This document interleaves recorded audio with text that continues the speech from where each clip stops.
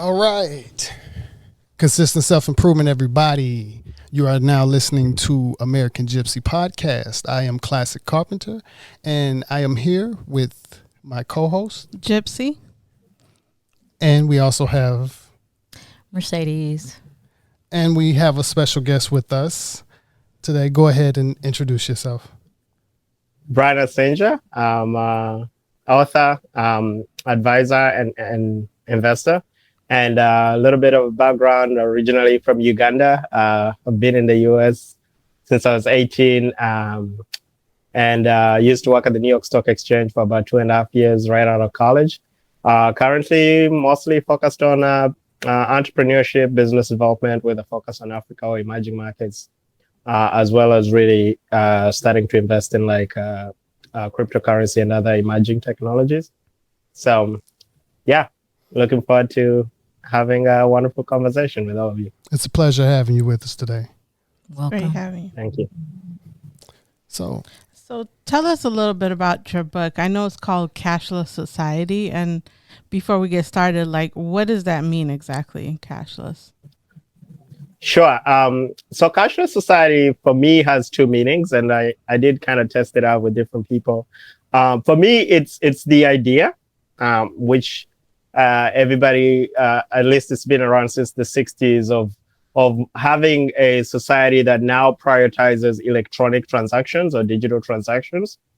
If during COVID, for example, contactless payments went up 30%. A lot more businesses are now accepting credit cards. New York City alone, you can now pay with your debit card or your phone when you're riding a subway or train station. So we're seeing more and more normalization of electronic transactions.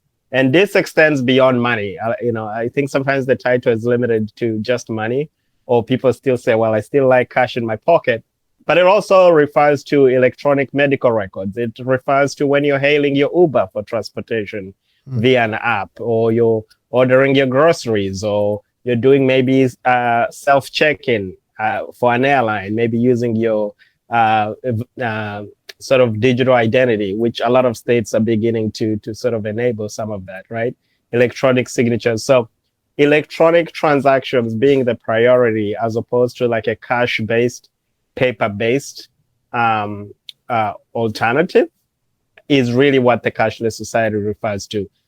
What it is often confused by and what it's not, it does not mean there is zero existence of cash. I think it will take a long time for people to stop using paper currency.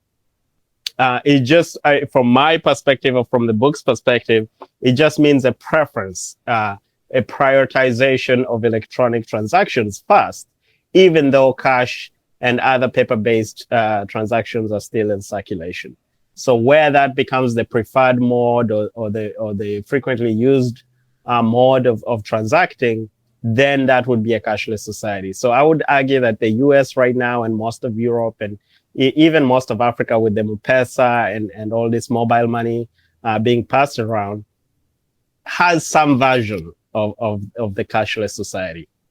And the second definition, which is somewhat personal, is the ethical one. It's more of a philosophical one. So cashless for me then means treating things fundamentally or things, transactions, exchanges by the inherent value they have, not necessarily tying them to the paper currency that we're used to. So I know money makes the world go round or money, drives things. But if you look at Africa, for example, they do have resources. And so before even a foreigner can value those resources, Africans themselves have to value them. So the argument is really that the cash that you receive for a service, for a good, or for an exchange should not necessarily be the ultimate ceiling of the value of that exchange or transaction, because there's some value that may not be captured by that cash transaction. And so it becomes more of a philosophical, symbolic kind of discussion to say, what if we just try to find other ways to do things that don't involve cash exchanges The Kovid vaccine is one example of that. And I do dig a little deeper into that in the book, where, for example, I think to date, nobody has paid for the vaccine, whether you're in a rich country, poor country, and even Really? poor countries are getting vaccines in some kind of donation, kind of exchange, maybe for democracy negotiations, maybe for other kind of sanction lifting kind of discussion. But there's been a very minimal sort of exchange of cash for these vaccines. And mainly because people understand that, we're talking about human life. It's a life and death situation. So maybe not everything needs to boil down to how much can you afford to stay alive. So I think that's where the philosophical argument could come in to say, maybe not everything has to always be about cash.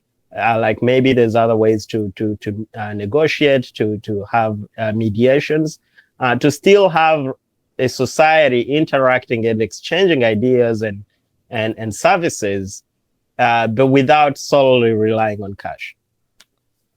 And where does So that's the higher level. Is cryptocurrency helpful for that, or does?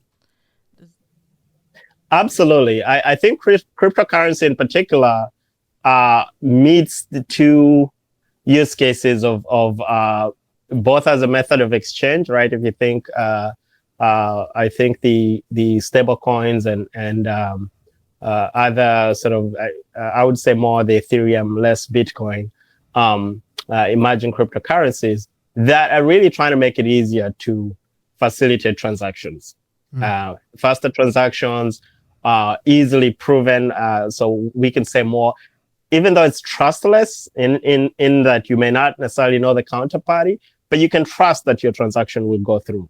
Unlike a bank that may take 5 days to even verify whether or not the counterparty received a transaction. So I think in serving the core need of electronic transactions, cryptocurrency by far exceeds that expectation and delivers on that value, which is why despite resistance, we're seeing more and more sort of blockchain / crypto transactions being normalized. A lot of governments are getting in on it. I think the Biden administration just passed new rules that any digital payment provider from the PayPals or the Square, which by the way have their own plans to fully embrace crypto if they haven't already. I think Square already allows crypto trading in a way. That any amount over $600 now has to be reported to the IRS because they can kind of see this coming as a normalization. So I think, yes, crypto does play a role into that. But also the other value beyond transaction or exchange is the storage component, which is more where Bitcoin might lie, where you can use it to store value over a long period of time, more of a savings investment kind of vehicle. And again, there it is. You're not dealing in cash. There's no cash switching hands, but it becomes a representation, an electronic representation of that value. The value could be a real estate property. Could be, we're seeing a lot of this applying to digital art. But you could say, hey, here's a piece of land I have that's worth X amount. Can we have this electronic agreement that I can then, whether it's a deed or some other asset that I can transfer to you digitally? And that can be done over a blockchain and again, it doesn't all have to be blockchain or crypto. Some things we can still do with the old internet. But I think blockchain and crypto has more of a forward-looking permanence to it because of the irreversibility of the transactions. Like once they're done, they're recorded. And so it's hard to change or cheat, which becomes important for societies like Africa, where corruption or just record keeping is still paper-based and easy to change or manipulate. That I think for me, that can offer more transparency long-term if people embrace a culture of just permanent electronic record keeping that's more accessible to auditing and other factors. Hey, Brian, I just wanted to circle back a little bit to what you were talking about related to the COVID-19 shot and look Sure. at, I know you talk a lot about ethics. You've written about that and You shared the story of what happened with your parents. And when I look at ethics related to how the shot is dispersed across the world, you were talking about it being given out as a donation. But within there are a lot of corporations and governments that are still making money from that. And I was just reading an article about how much money CVS and Walgreens alone made, up to the millions, because they were dispersing the shot or dispensing the shot within these pharmacies.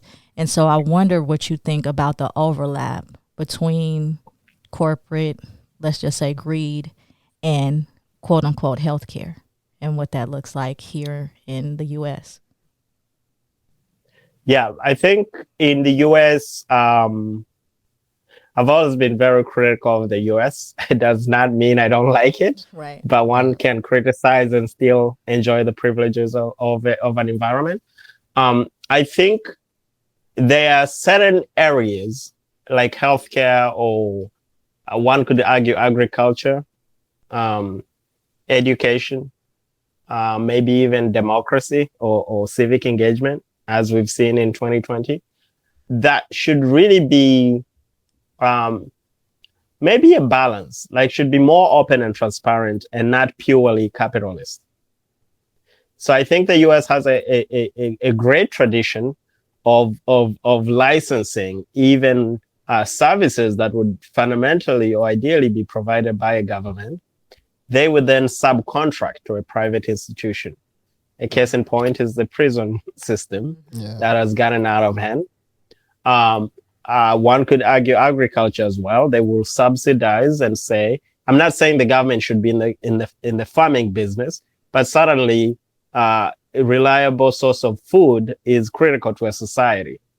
So the government has to have a way to control or make sure that there is consistent production of food. If we look at healthcare, then by extension, the purely capitalistic model, from my point of view, isn't really working for the US and for the world, for that matter.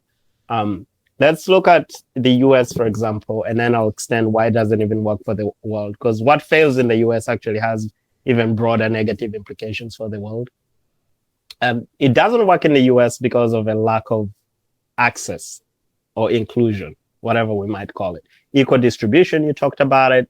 Even when they were doing early testing, early trials, you had neighborhoods, predominantly white communities getting more access to vaccines than communities of color. And even when they were pushing to put them in communities of color, you still had white people flocking from their own neighborhoods going to skip the lines in these communities. So I don't think that should be normalized. I think something has to proactively be done about that, because equitable distribution of health, food, education, and all these critical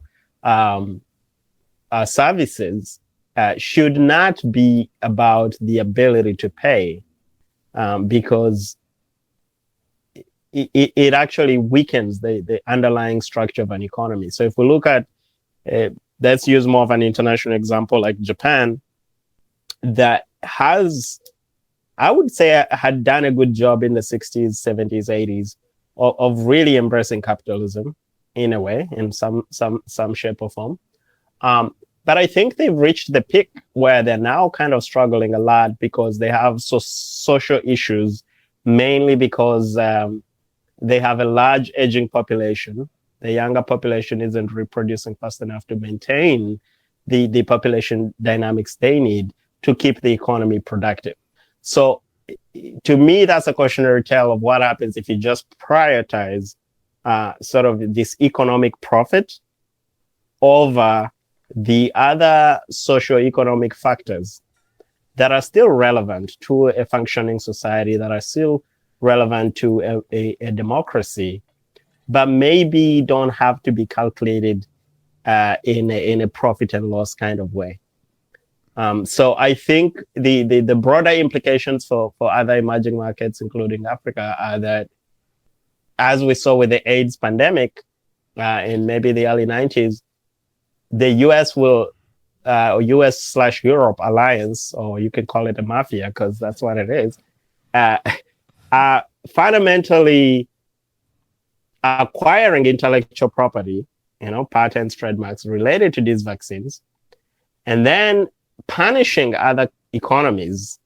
Madagascar, some countries in Africa, including Uganda, I write a little bit about that are actually India, that are actually trying to also innovate alternative vaccines. And in the hopes that long term, they can monopolize that market of COVID vaccines, as they did with the AIDS vaccines. So that's a purely capitalist way of looking at it, of saying only the US should be eating, even if it means millions of other people are going to die.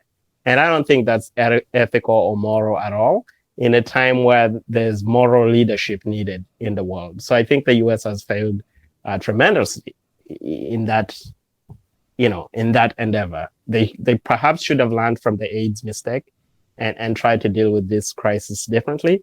But needless to say, nothing has changed. So the opportunities really rely on countries like China, Russia, India, and again, the continent of Africa continuing to push to have more of an ownership stake in these areas. So again, I appreciate the question, but I think it's not just America's responsibility, but I think other countries can also do a better job of trying to support their own innovators, their own industries, so they're not always reliant on a purely capitalistic way of dealing with social issues, because that doesn't often benefit everybody. Capitalism is structured so that when you win, actually, most of the time, somebody else is losing.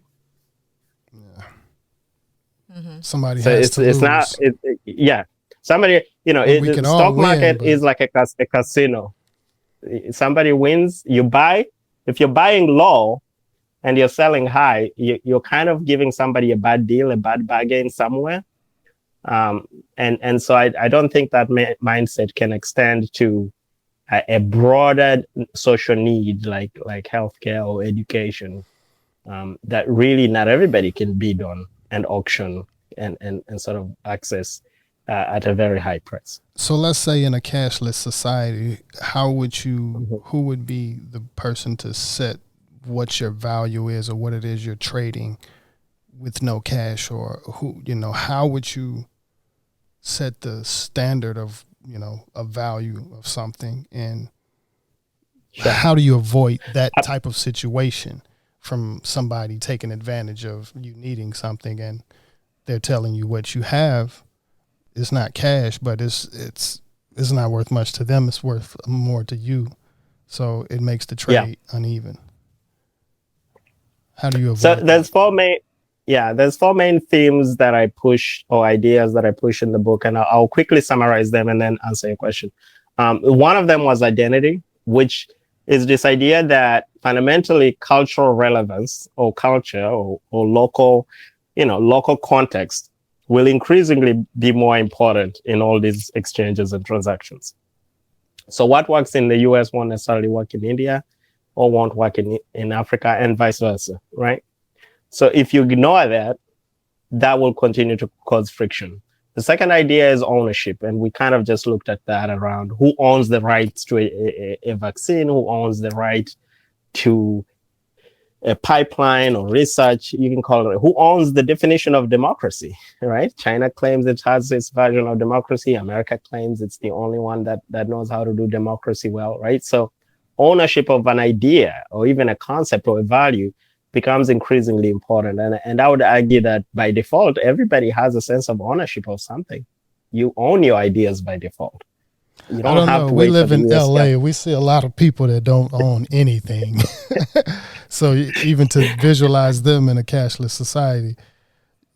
Right. But so let's get there then. Let me explain the other two ideas and then I'll bring it all together. Trust is going to be an important concept, and we're already looking at it.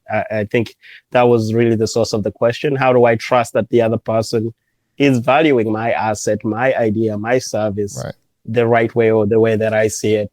And then scale. And that's fundamentally related to, can you meet the broader needs of a society if your idea is great? And can it be sustainably distributed or available, right? So a vaccine might be great today, but maybe we realize it costs tons and tons of money, as we're actually, the Biden administration is already being advised. We can't have booster shots every six months. It may turn out to be too expensive to sustain, right? So scale, or how big is that access going to be? Money and technology and logistics starts being an issue. And that has to also be considered. So how do we make sure that we normalize this ethical definition of a cashless society, maybe not necessarily the transactional one? I think technologies like blockchain actually enable for that. So if we look at the concept of tokenizing an idea, which is this fractional ownership as a concept, because I did start with the ownership concept. So imagine research, we can look at Stanford since you're on the West Coast. Let's bring it home there. We can look at Stanford University, huge history of launching great businesses, a lot of innovations being commercialized. Traditionally in the US and perhaps most of Europe, any research performed within a university environment or as a result of university resources is owned by the university. And this was the case with the AstraZeneca Kovid Vaccine. That's why it kind of didn't really make it quickly into market, because they were still discussing and debating how to commercialize it, because the university still, wanted control, or the more it saw how profitable it was going to be, right? Okay. So fractional ownership kind of solves that ownership question, where you could say, in the past, it was always a challenge because, number one, lack of financial literacy, right? Not everybody understands stocks and shares, and the way you can divide an asset into multiple shares becomes too complicated, and the tax implications of maintaining it. But we now have a technology to say, wait a minute, it doesn't matter. This thing can start at maybe its value is 0. Tomorrow its value is 1. Tomorrow its value will be 10. But we can split it into 100, 1,000 pieces, and each of us could own a fraction of it. So you can now, if you're familiar with cryptocurrency trading, you can now buy a fraction of a share. And I think Square and Robinhood are already, normalizing this concept. So you can extend that to other things, music, like NFTs. The idea, NFTs, you talked about, maybe in LA, somebody just shot a film. Okay, we were a crew of 60 people. We put on this film production. Maybe we each own 1 out of 60 of it. Because at the point of producing, it's 0. But the moment somebody else wants to buy it, right, we can decide and agree through a smart contract or some other tokenization framework to say, hey, we will always own equal percentages or whatever ratio we decide. But you can now lock it in without having a large accounting firm, without having, the biggest law firm in the world to defend you, and actually guarantee, well, I wouldn't say 100%, but maybe 99.99%, that anytime the check comes in, the royalty or the benefit from that ownership or fractional ownership actually can hit your digital wallet in near real time. So we're not even waiting 10 days for that to be processed. Anytime somebody plays, buys, downloads, buys the prescription, right? I'm actually advising a company, I suppose I could share because, heck, they're raising money, so they might use the exposure. I'm advising a company in Mexico that wants to become the airline miles for hospitals, right? You know how when you're traveling, you can build up these airline miles and then you can redeem them and get a free flight at some point. So what if we did that for healthcare? The healthier you are, the more you take your medications, maybe you're earning these points and then you can use them to redeem them, through pharmaceuticals and other kind of brands and actually get equitable access to health just by the very nature of you becoming a healthy participant in a society. So I think there can be other innovative ways where you can create value, own value, but more importantly, share it, right? I'll end on this quick example. If you look at the example I use in the book, is from Chobani, the yogurt company, founded by an immigrant, Greek immigrant. And he decided early on that he was going to make, I think it was, I would say 2006, he was going to make his employees part owners in the company. So he started by, he didn't give them cash. He gave them part of the shares in the company. So, and that's a new concept to traditional capitalism. But I think with the modern capitalism and where we're going, fractional ownership, where employees could be owners in a company, or maybe this podcast blows up and now you have 10 other people helping out. Like, how do you have them share into the success of that? You can set that out outright and build that trust through a tokenized or shared ownership kind of framework, so that it's not even a source of conflict anymore. And then people can focus on creating and building value, which to me is often we put the cart before the horse. Like, we're so caught up in arguing on who's the boss, who owns what and what percentage. We don't have time to actually build. I've seen a lot of partnerships in Africa. Like, I've tried to partner with people in Africa, and everybody wants cash because they can't trust you to pay them tomorrow. And I don't blame them.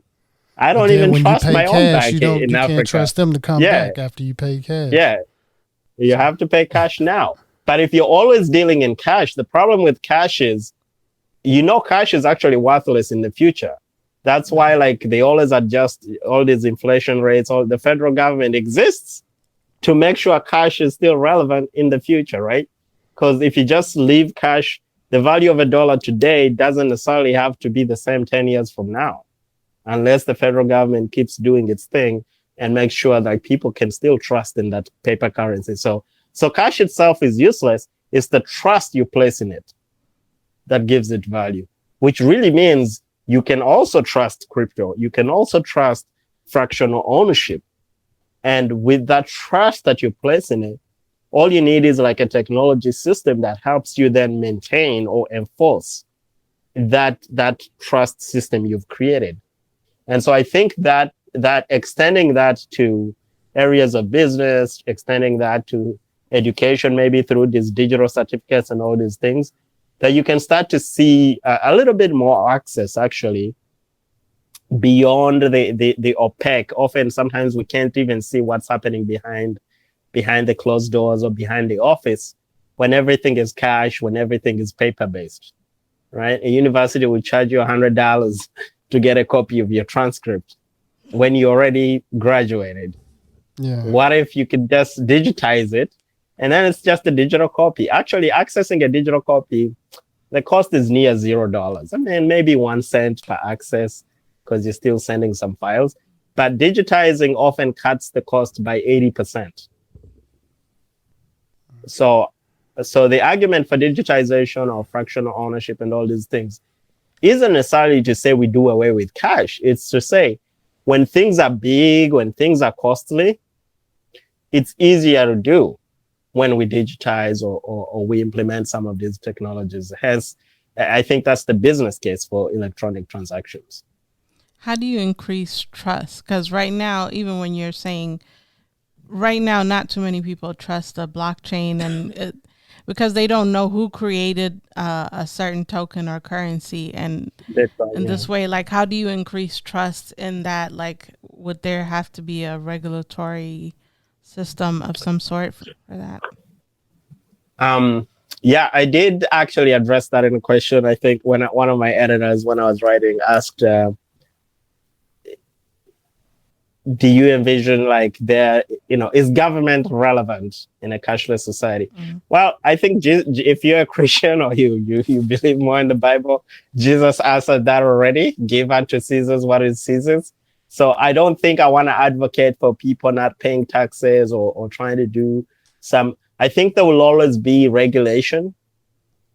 Mm-hmm. But based on my background from Wall Street, I do know that regulation, self-regulation or other kinds of regulation are also options. Well, Wall Street is not as regulated as people think. Like, the banks, the stock exchanges, they actually decide what they want to do. And then they will do it. And maybe occasionally they will tell the government what it is they're doing.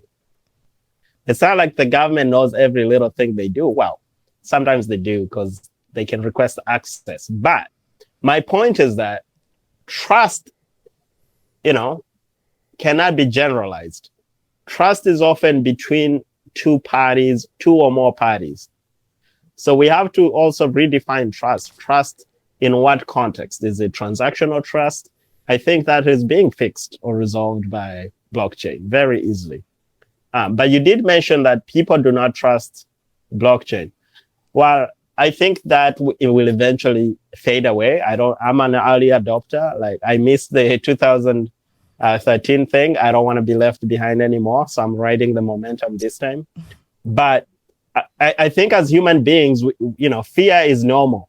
I'm not saying we blindly, download the latest app, or there's a lot of scam there. There's a lot of cybersecurity challenges, data privacy issues of putting all your information online. Those things will always be there. But we have to first go back to the fundamentals. And this is a big idea I also share in the book, that technology is not the problem, right? Technology is neutral. Human beings create technology. Human beings say, we want a computer that sends me money within 2 seconds. Then we build it. It's okay. In the future, maybe machines will also think of their own things and build them. But for now, we still have an element of control. Not a lot, but we are the ones creating these technologies. So when you say, how can we increase trust? I think we have to first increase trust amongst each other as human beings before we even bring technology into the conversation. And right now, that's a big, big problem because of politics. And that's a big, big problem because of the geopolitics of technology and innovation. Today, we have a divided internet. China wants one version of it. The US wants another version. And we're forced to choose between the two as if those are the only options, right? So I think the beauty of blockchain, or decentralized kind of service delivery, it actually becomes the only thing that makes sense when we're all being forced to choose, I would say the lesser of two evils. It doesn't have to be a US dominated internet. It doesn't have to be a Chinese dominated internet. It just has to be an internet that works for you. If you just want to send your neighbor $5, what does it matter that you have to be overly dependent on China or America for that matter? So I think that's the beauty or promise of some of the decentralized internet futures, decentralized banking. It does not mean like all banking should be outside of government regulation, but it just means that the old way of doing things where you maybe have to send everything through US servers or everything through Chinese servers, that maybe that shouldn't be the norm. If you just want to swap eggs with your neighbor, you just go knock on their door and you pass the eggs, right? So I think that the trust component, we can resolve that as a society amongst ourselves. And then those rules that we create, those social norms, can then be implemented into machines to enforce them. But it's not the other way around. We are the ones programming these machines, and we have to be careful what we're telling them to do, because, they only do the things we program them to do for now. So I would say that it comes back to us and saying, what do we want as a community? And if ownership is a big deal in the community, how do we start educating ourselves in school and in our communities at home? The importance of ownership. Everybody wants to be on YouTube. Everybody wants to be on TikTok, but not anybody understands even how they make money on those platforms or who owns the content you upload on those platforms. Right. So I think, if we go back to the fundamentals of the important issues of identity, ownership, trust, and scale, and like kind of push them, it starts home, right? Start in our own communities, in our own churches, in our own schools. I do think like long term, we can shift the mindset. I made a pledge about 5 years ago, which is when I first wrote the first book on innovation in Africa. And now I just finished my second one on ethics, the Cashless Society one. saying, I'm consuming all this video, and I love film and media, and we did dabble in media distribution for a while. But I wanted to consume as much as I created. It was sort of a personal pledge I took of like, I'm enjoying all these stories, but a lot of these stories are from other cultures, by the way, or other countries. How can I create something that's African influenced? That's not always European influenced, or not always, American influence, it's hard to avoid that. But I'm saying, how do you draw into your originality, into your own creativity, into your own ideation to also add value to society? So I do hope that, for me, the books were one way of starting that. Obviously now I'm expanding that to say, okay, now I want to work with other young people that are working on ideas or trying to change society to say, how can I support them in my limited capacity? So that's just how one person can, it was very easy for me to realize that I'm not the smartest guy in the room. There's other young people that have amazing ideas. So it's really not of benefit for me to keep pushing to tell them what to do. But maybe the best way is to kind of share what I know and then wait to be asked how I can help, or even ask how I can help them. And I think that's kind of working well so far, where I can like commit to, 3 to 10 companies a year and like really try to work with them, either helping them raise money or form strategic partnerships. That's becoming easier to do because I don't have to carry all the weight.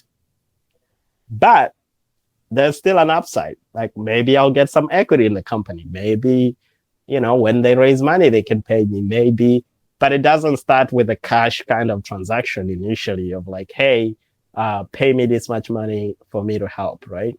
So we can build these ecosystems that still have a level of trust, but when we put in the work, then there's already a kind of framework for us to get paid or to be beneficiaries.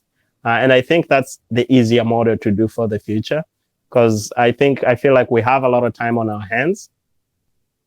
We just often get paid peanuts on a dollar to run around on treadmills when we could really be building, better things. True. Especially if you're a musician on Spotify. Right. Yeah. And that's taken us 10 years. Well, more than 10, actually. One could argue 10, 15 years, right? Because iTunes was around, I would say, early 2000s, 2006, 2008, iTunes was already around. So, yeah, it takes about 10 years for us to know whether technology was good or bad. But because we create these systems, I think we can always know. And let me throw this back at you guys. I know you're the one supposed to ask questions, but let me ask this go ahead. to you. But part of the challenge or the question that I leave unresolved in the book is the concept of shared values. Like, are there 3, 5, 10 values we as a society or people around the world, the closest version we've gotten is the Declaration of Human Rights, but even that is a big discussion, right? Depending on which country you're in. So how can we build machines that will be safe and protective of everybody if we can't even agree on what's important amongst each other? If we can't even agree that everybody has a right to vote or everybody has a right to a vaccine to save their life. So, somebody that asked about trust, that's my question to the world. Like, can we ever even get to agree on the fundamentals? Because it seems like we're getting more and more divided. So I think we'll have both. Go ahead. Go ahead. No, I was just going to say, I think we will probably have both. Eventually it won't stop, us not being one won't necessarily stop them from creating, but you also have, your good engineers and your bad engineers. You're going to have your good machines, and you'll probably have your bad machines that are made by good people and, made by bad people. So it'll probably eventually have to balance out that way. It's be like, who can make good machines faster than The bad, the bad machines. Mercedes, and what do you two think? Please Yeah, share. go ahead. Yeah. I was just thinking back to what you said earlier because I think it's really important that we look at the deficit that exists related to that moral leadership. And, you're talking about Africa. I'm thinking about like Nelson Mandela or, Desmond Tutu or so many other freedom fighters that come from that area that led with morality, and try to appeal to our basic human connection. And so for me, the way that we find that common ground or that balance that Kwame was talking about are through certain principles like love, compassion, kindness, equity. But how do you program that? What's the algorithm for that when you're talking about computers and, crypto and blockchain? Where is that digital certificate to learn how to program those fundamentals? Because that to me is the biggest divide around all these things that you're talking about that people don't agree on.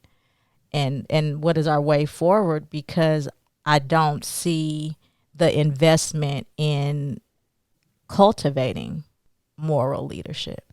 I see the investment in cultivating dissension and hate and, divisiveness and judgment. I was listening to this thing, another YouTube, with Bell Hooks. It was an interview, and she was just talking about how people are so upset when, folks who are living below the poverty line get subsidies, but no one is upset when large companies get bailouts. And so why wouldn't you be happy that someone is being helped that might not get food just to make it through the day, or children, who it's normally going to, children and families? Why does that bother you, when it's something as simple as this love principle? So I just really think that we're going to have to get back to those fundamentals. And I don't know where that balance is when we're talking about this advance in technology.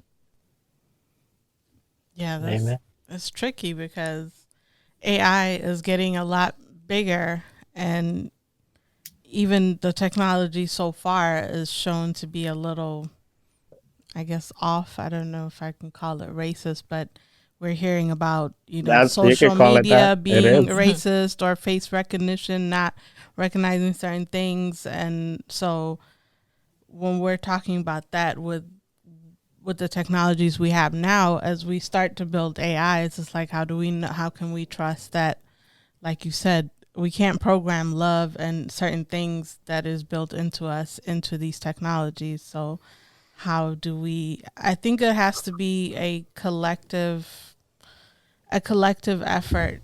I don't know how you would do that. I know in the technology space, in the development, software development, it's like there's open source projects where a lot of these big languages that are being used by all of these companies, they're actually open source and anybody can contribute to that.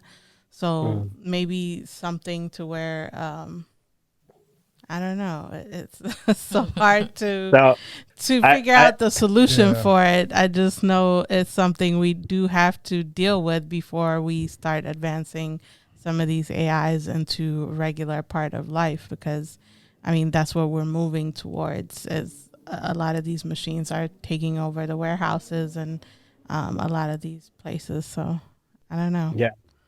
No, I think you all shared just a lot of insight that I personally just struggled writing about because I didn't want to be all preachy or self-righteous in any way, or too critical of a society that's trying. Because the fundamental argument is we've come a long way, science has come a long way. Look at all these problems we've solved. And so, Mercedes, to your question, and everybody, thanks for sharing. I do think that, I try to end the book on two simple things, right? One is the value of agency or individual agency, like you as an individual having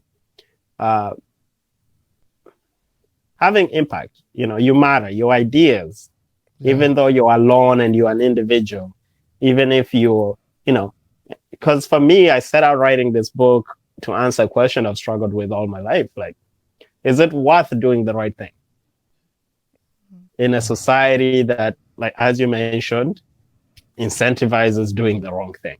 Yeah. Depends on how you sleep at night. So it just depends on how you sleep at night. Right. Yeah. So I think for where I'm at for now, I think it matters. And you did touch on it earlier by saying hopefully there will be more and more good programmers, more and more ethical AI people, or in cybersecurity, there's called ethical AI, people that are ethical hackers, people that actually go hack systems so that they can find the problems and fix them. Yeah. So you're right. There'll always be good and bad. We have to be careful. We have to keep fighting for a world where the Googles of the world don't transition from do no evil to evil is good. Because that's really where we do are. What you got to do. Yeah. And so I think that the fundamentals you mentioned, of the concepts of love and empathy and cooperation, it's maybe we need an evolution, because I'm not one for the sort of radical transformation. I'm not an absolute moralist saying I'm right, you're wrong, and you'll never be right. Right. So I do believe in sort of a progressive evolutionary culture evolves, societies evolve. We learn and grow. We learn from our mistakes. So I hope that we can evolve to a point where maybe the sensational capitalism that we know today, which I will define as American capitalism or greed-based capitalism, isn't as sexy as it's meant to be. And it will take us maybe another 5 years to get there, because all the jobs that were lost during COVID are not coming back. 90% of them have been automated already. So as a society, it may take us time to understand these things, but when we wake up to the reality, hopefully we don't make the same mistakes of being not caring. Like, if only we care a little bit and do what we can individually, and then only then, because change starts from within. It starts from home, in our own communities, in our own schools, and only then can you create that kind of movement, a kind of network effect, to then push for normalizing some of these ethical values in other institutions. And so for institutions like governments and corporations, there is also value in shared collaboration. So this whole concept of individualism, of I win, you lose, and there's no other way, it's just a joke, honestly. Yeah, it's a programming. It's a programming. So actually, that's a good answer to your first question. How do we program this?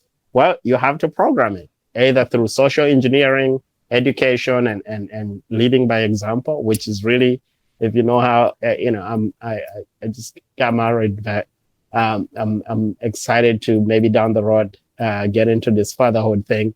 But kids learn from what they see, right? So even in society, whether we like it or not, what we see on TV, what we read, the leaders we see on television, which hasn't been great over the last few years, influence how we think. The challenge for Africa and a lot of emerging markets is, you're right, we have lost, there's been a gap or lag in the idealist kind of values-driven ethical leadership that used to be the norm in the 40s, 50s, and 60s.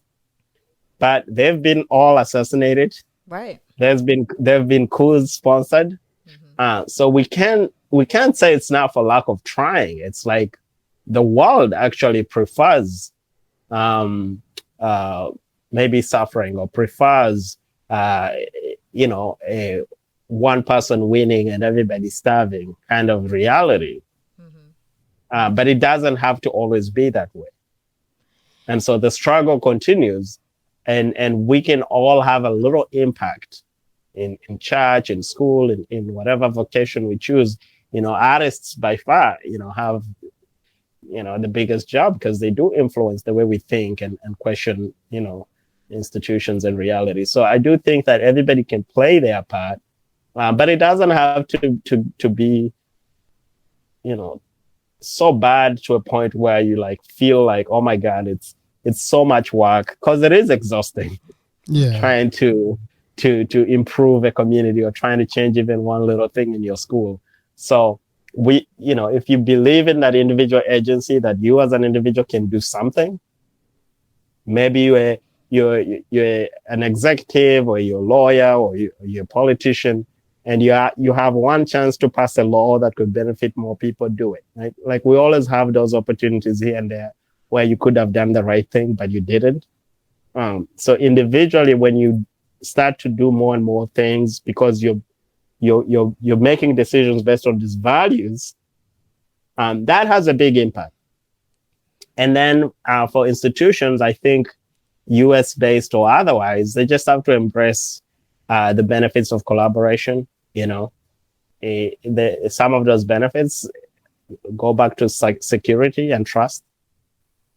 If we have a divided internet, it means now I can't trust. I have to ask, wait, which internet are you using? Are you using the US internet? Are you using the Chinese internet? And now we have 5 seconds of but how do I know you gave me the right answer? Maybe you just said American because that's what you trust, but that's not really what you're using. And so I think trust again comes back to us as individuals. How are we raising our kids? Are we raising them to mistrust each other? Are we, so there's things that some programming we can do on a human level, on a social level, and the other programming happens in the technical world, through your degrees and jobs and government programming and technology. But a lot of the 50% of the work, I think, the ethical work really is philosophical, is values driven, and it's pretty fundamental stuff that we can do in the family, in our homes, in our communities, which is why I kind of had those two definitions of a cashless society, so that the values are still part of that conversation before we even get to the technology. Well, I will say congratulations on your marriage. You shared that, so that's pretty cool. You're welcome. I wanted to go a little bit more because you were talking about fatherhood and how you're excited about that, and just talk about young people. And I'm really talking about children more so than this definition of young people, people under 30. I know that some of the content in your book is aimed at millennials, but I'm wondering what you think is the space or the direction that can get, let's just say, a 5-year-old involved in the idea of a cashless society. Yeah, I think 5-year-olds actually, they say the first 5 years are the most important. And I fundamentally believe that, because when we started our company, actually, we started with this app. We originally called it Dream Africa. Now it's called Dream Galaxy. That's a mobile app for distributing educational media. And we actually, for the first 5 years, were just focused on kids' content or children's sort of cartoons, short videos, and so I do think that for a 5-year-old, they should ask themselves, it's never too early to ask. I think I was very curious as a young kid. I think as a 5-year-old, the biggest advice I would give is it's okay to ask questions. And it's actually the only way. You have to be comfortable asking questions. And don't accept, every answer you get that isn't the truth. And so if you ask a question, you're likely to get more than one answer, or answers from different people. And the moment you can start accepting answers from different people, that's already opening you up to different points of view. So I think asking questions or curiosity is a very, very valuable trait to reward and normalize and expose to young people, to make it okay to question things and not follow sort of an authoritarian kind of model, which surprisingly, actually coming to the US, I was shocked that it's actually very authoritarian here, unlike what people think. Like, critical thinking is an ultimate law in America, and education isn't helping at all. Schools, when I was in an English class in college, I could be the only one with my hand up because nobody wanted to discuss anything.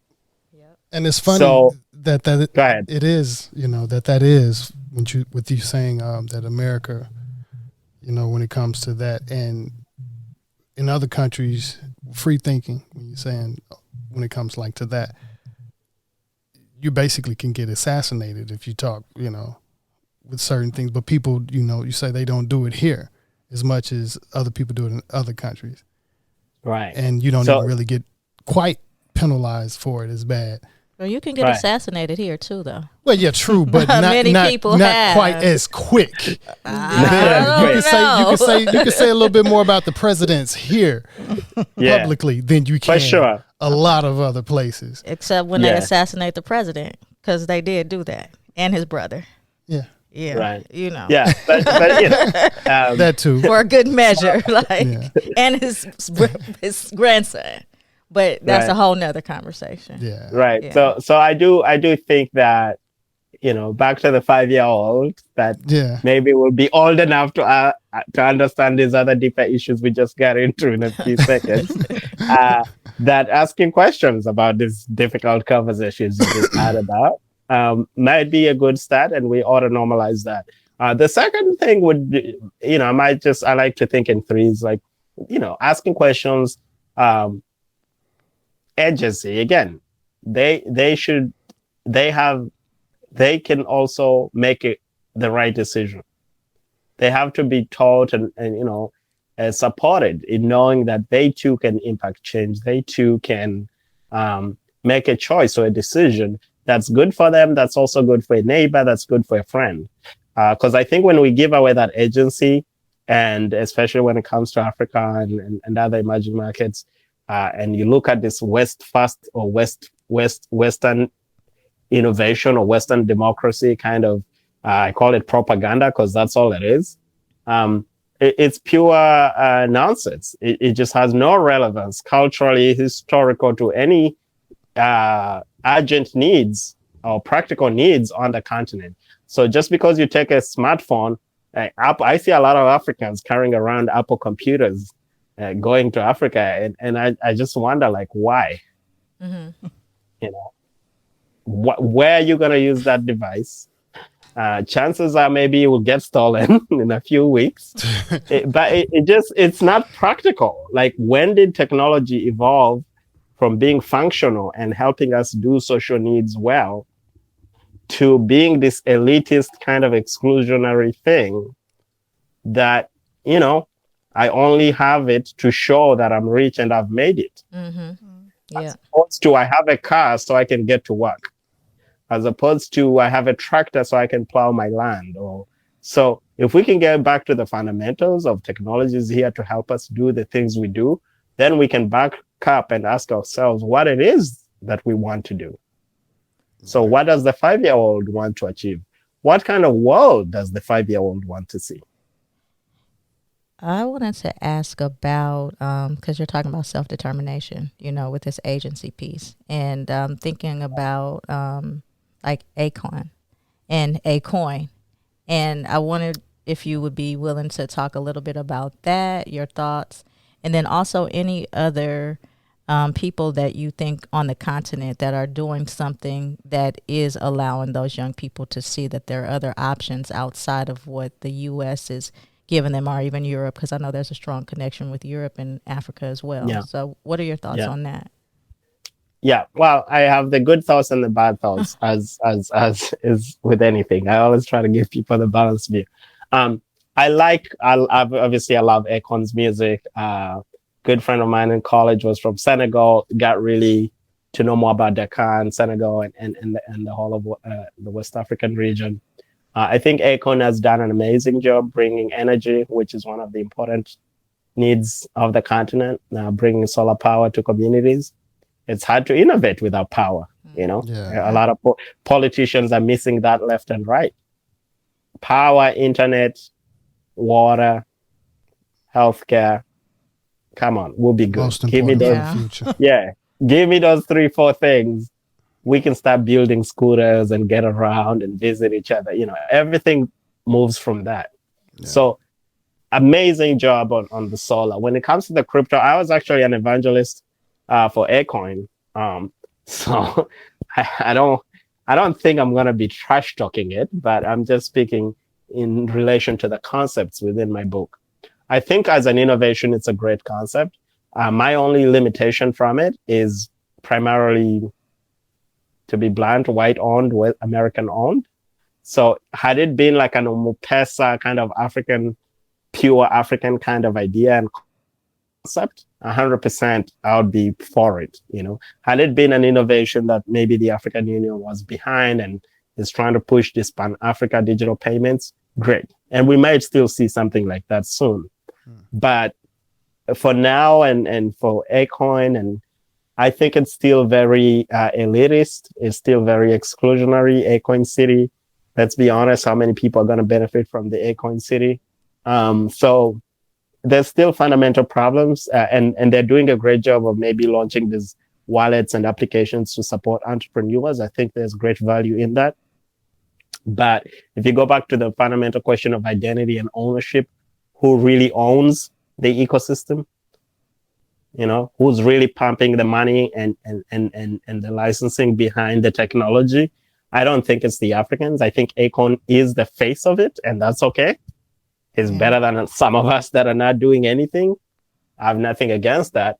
But when are we going to start to seeing more Africans, more African Americans, more people putting their heads together and actually supporting? There's a lot of young entrepreneurs building these platforms and ecosystems that could be funded as well to launch company. It doesn't have to be a winner takes all kind of way. The continent is big. We can still have a lot of different solutions, digital solutions solving that challenge.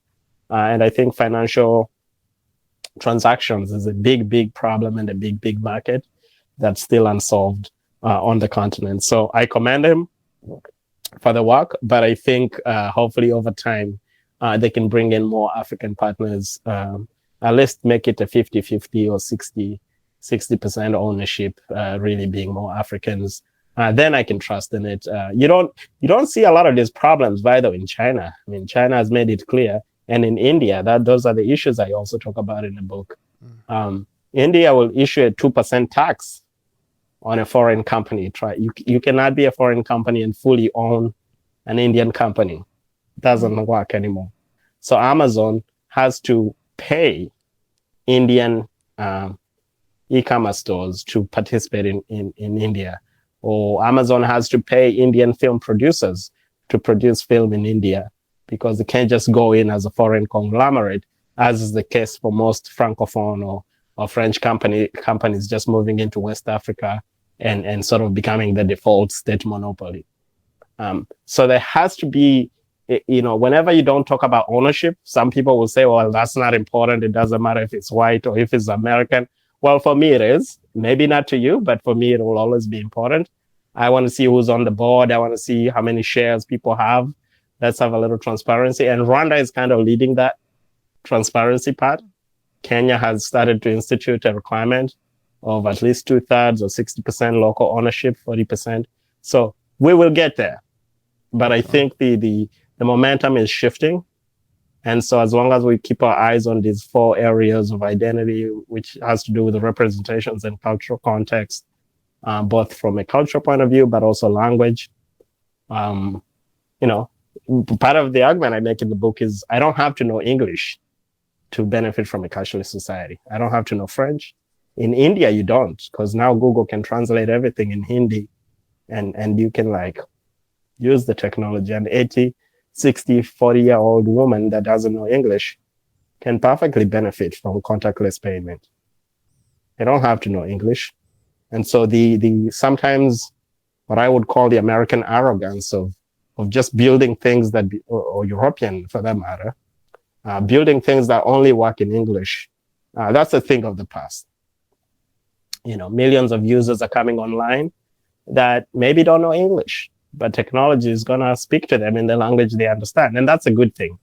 They can still learn English later, but that should not be the limitation for you to communicate with your mother, who maybe doesn't speak English either. So I think if we can build or repurpose technology to serve social needs, there's a lot more progress than the sensationalism of a somewhat exclusionary innovation. So inclusive innovation should be what's pushed and taught in school, rather than this design system of exclusionary design, which is, maybe scarcity oriented or capitalistic driven.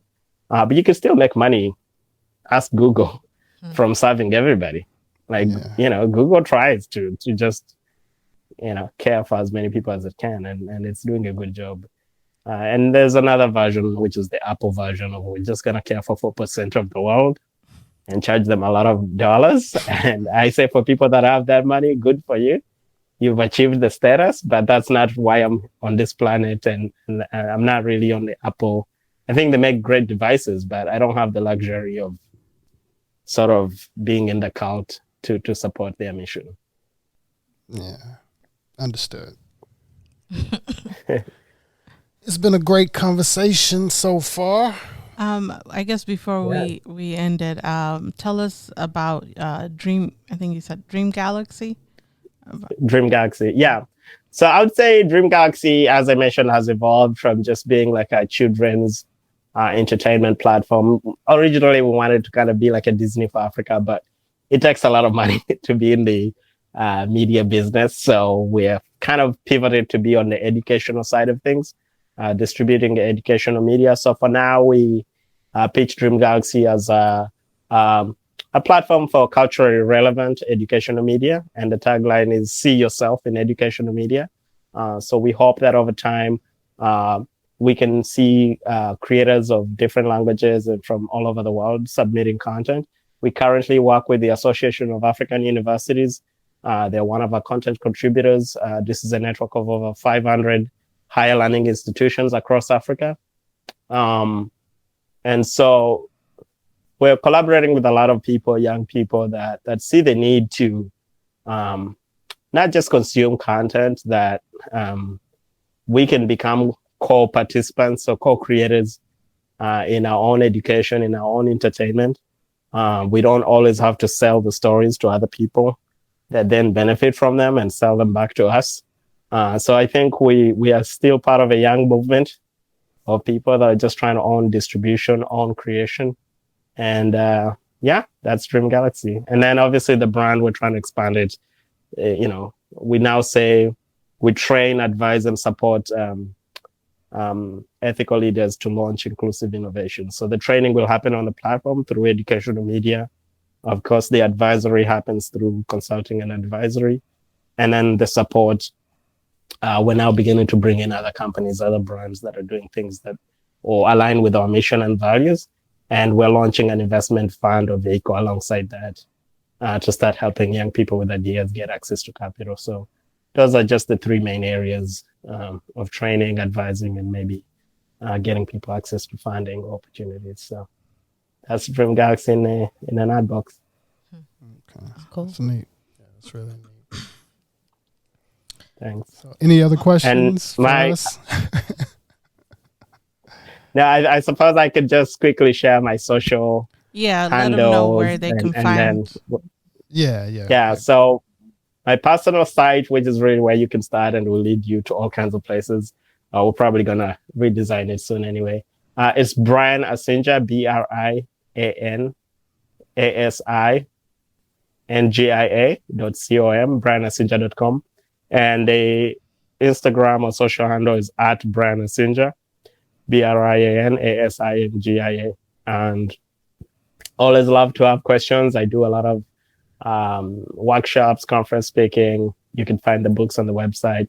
The Cashless Society book is in pre-launch phase, which is why I'm here and appreciate this opportunity. I'm hoping to launch it in the spring so that I can do some more actual in-person book signings because the winter is just not great for me to be traveling. but it'll be out in the spring. And if people wanted a early version, ebook version, they could just email me or shoot me a message, and I'll send them a link to start reading that or reviewing that. I appreciate this opportunity. It's been an interesting conversation. I'll definitely appreciate you. love to meet you in person someday, or maybe do a part 2 or some other way. We'd love to have you in person. Definitely. If you're in LA, you can stop by the studio and do it in person. Yeah. Absolutely. Thank you so much. And for the listeners, we will have all the links to everything he mentioned in the description. And the video will be available on YouTube.